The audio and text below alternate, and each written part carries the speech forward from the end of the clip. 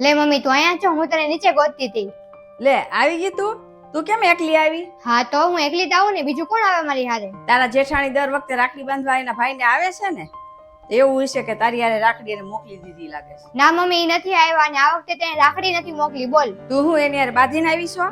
તને કેટલી વાર કીધું છે કે ઈ તારથી મોટી છે, બે હળી મળીને રહ્યો. હાલ હવે ઓલા રૂમમાં અને બેઠીને મને બધી વાત કર કે હું થયું એમ.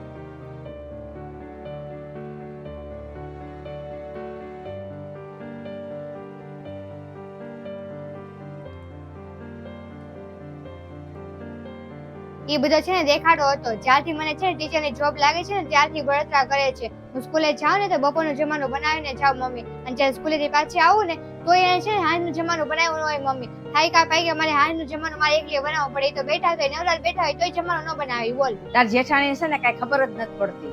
તે એટલી બધી મહેનત કરી, તારે તું શિક્ષક બની ને, એને તો છે ને કઈ કરવું જ નહોતું. ઘડીક પિયર વહી જાય, ઘડીક માસીન ઘરે વહી જાય, ઘડીક બેનના ઘરે વહી જાય, એવું જ બધું એને ગમતું. એને એટલું છે ને ફરવું જ ગમતું હતું, એને બીજું કાંઈ કરવું ગમતું નતું. તને નથી ખબર મમ્મી, અલગ થઈ ગયા છે એ તો. અને જ્યારે અમારે કઈ મળવાનું થાય તો હરખી રીતે વાતે ન કરે મમ્મી. એને કઈ કર્યું ને તો મોઢા બગડા રાખે, બીજું હું. અને મમ્મી મને એક વાત કહે તો, હું અત્યારે આવીને નીચે રસોડામાં હું ગઈ હતી ભાભીને મળવા આટો, તો મારી યાર હરખી રીતે વાતે ન કરી, એને મોઢું બગાડ નાખ્યું. એને શું થઈ ગયું છે હવે? એને તાર જેઠાણી જેવું જ છે.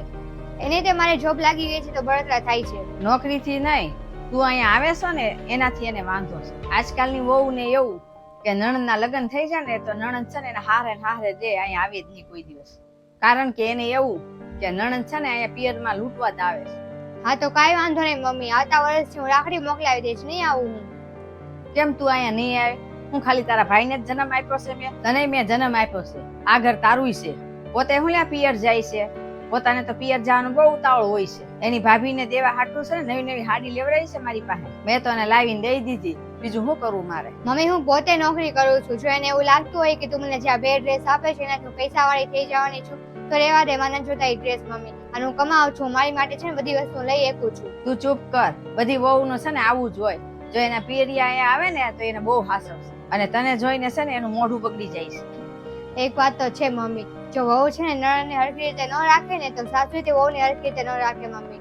મમ્મી તું એવું ન કર, તું મારી માટે છે ને તમારા બેનો સંબંધ ન બગાડ. એવું જ હોય ને, ઈ મારી છોકરીનું ન રાખે તો હું એનું હું રાખું? હવે ઈ તું ઈ બધું ભૂલી જા. અરે તું બેઠ, હું તારી હાટુ સરસ મજાની ચા બનાવીને આવું.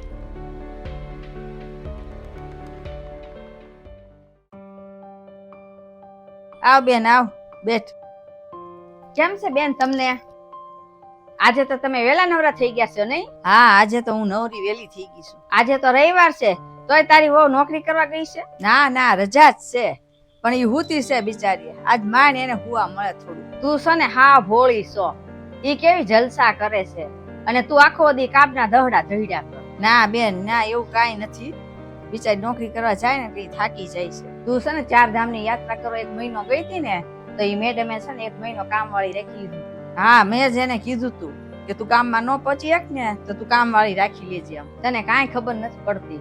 અત્યારે પૈસા ભેગા કરી લે હે અને પછી નોખા થવાના ઉપાડા લે. ના બેન ના, એવું કાંઈ નથી.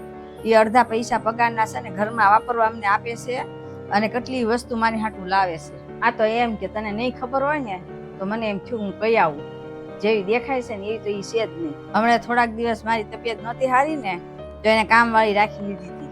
એ બહુ સમજુ છે મારી વહુ. સારું, હું તો એટલું જ કહેવા આવી હતી તને. સારું તો હવે હું જાઉં. આવા પંચાયત ત્યાં પાડોશીમાં કોઈ દી એની વાતમાં આવાય નહીં. આ લોકોનું એવું કામ જ હોય કે આઈની અહીંયા કરીને પાડોશીમાં ઝઘડા કરાવવા.